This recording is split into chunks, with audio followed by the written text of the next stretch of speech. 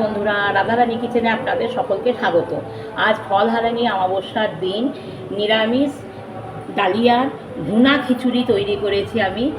আপনারা এইরকম নিরামিষ ভুনা খিচুড়ি বানিয়ে খেতে পারেন, ডালিয়ার ভুনা খিচুড়ি বানিয়ে খেতে পারেন।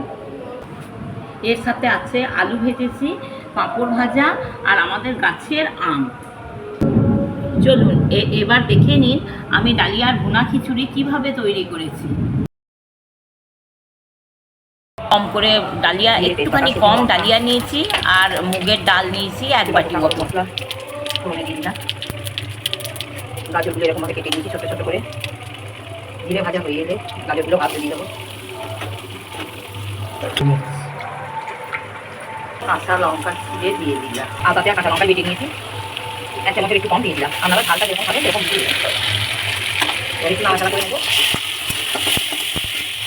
ধোয়া ডালিয়া মুগের ডালটা দিয়ে দেবো।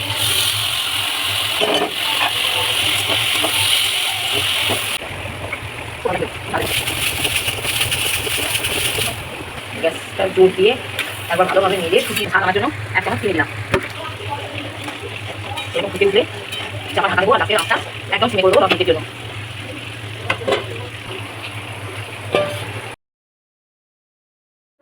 আমার ভিডিওটি দেখার জন্য অনেক ধন্যবাদ। চ্যানেলটি সাবস্ক্রাইব করে পাশে থাকবেন, পাশে থাকা বেল আইকনটি প্রেস করে দেবেন।